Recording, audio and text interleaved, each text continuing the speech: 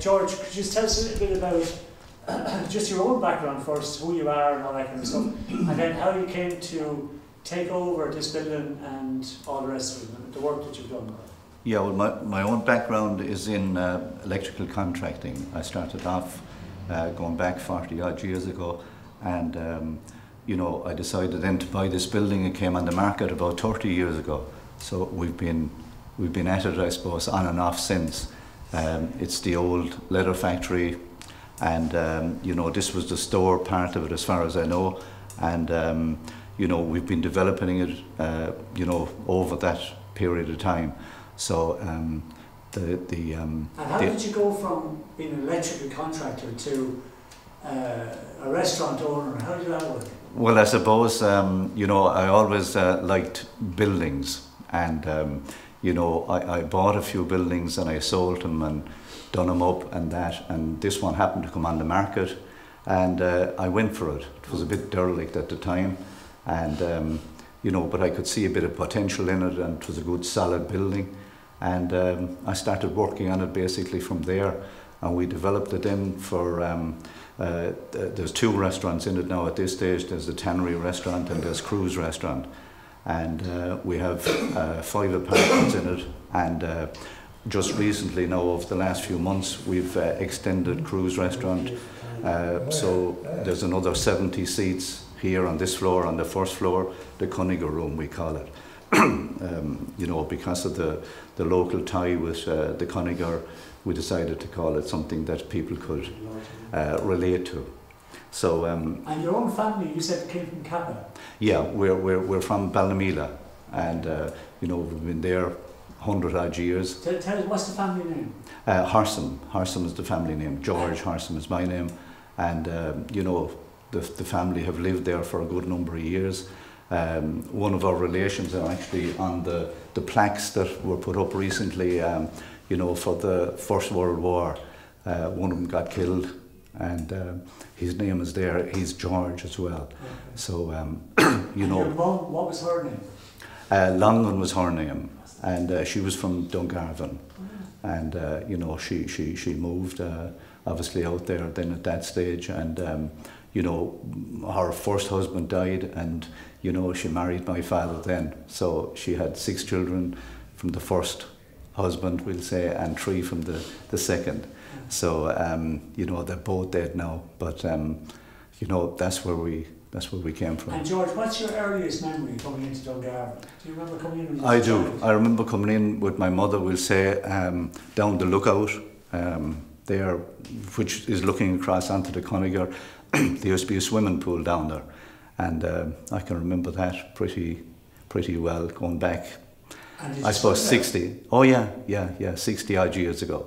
It was a big thing, you know, at that time to be able to go for a swim in a swimming pool, and you know, I remember that distinctly. And we used to go across in on a boat from the lookout across to the Cunningham. So, you know. And do you remember the fair and the march? Oh, I do, yeah. Memories of that? Well, I remember, you know, the local farmers used to drive their cattle and sheep in from Ballymela and Kappa and all that area, and drive them into the square. So I would have been involved in that to some extent as a young lad, you know, driving the cattle and into the fair, and you know, it was great. And how long would it take you to get in? Oh, it would take you 2 or 3 hours at least. You know, you'd be walking from early morning, and you know, this was the way they used to transport their cattle mainly at that stage. And was there a sense of excitement when you were coming towards Dungarvan? Oh, there was, yeah. Dungarvan was the place to go. You know, it was the big town. So, you know, we used to cycle in here regular, and you know, walk it with cattle and sheep, and you know, any livestock. And came in with the cattle and the sheep and all that, would you, I mean, obviously you were trying to sell them. Oh yeah. And would you ever, do you remember not selling stuff? Oh yeah, if you didn't get the price. Well, I mean, I'd be doing it for some of the local farmers, we'll say. We didn't have cattle or sheep at the time, and you know, I'd be doing it for the locals, and they'd have a price in their head, and if they didn't make the price, you'd have to hunt them home again. Oh, would you still get paid the same amount? Oh, you would, yeah, you still get your few bob, like, you know. So I mean, if you got 6pence or a shilling that time, you know, it was a lot, you know. And you know, like when the farmers went into the pub and all that, would you be left outside and all that? Well, you'd be in drinking lemonade, I suppose, and eating biscuits and that kind of thing, you know. But no, they were great. The local farmers were great for all of us growing up. You know, you'd get summer jobs and you get all sorts of little jobs from them. Would you know. remember shops in the square at that time when you were young? Oh yeah. What shops would you remember? Well, you'd remember, we'll say, you know, they'd be, you know, we'll say the drapery shops, and, you know, there'd be pubs like McGrath's pub. They used to sell, you know, all sorts of goods in there. You know, it was, you'd go through, you know, you could buy bread, you could buy potatoes, you could buy everything, you know. And, you know, McGrath's at the Black Hill, we'll say, would have been a local spot where we'd go into, because they'd be from out our direction. And, you know, you'd always call in there.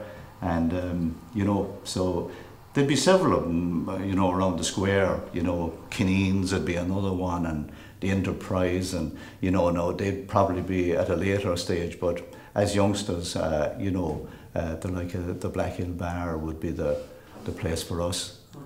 And that, and you know, there'd be several drapery shops then around, and Delaney's was another shop.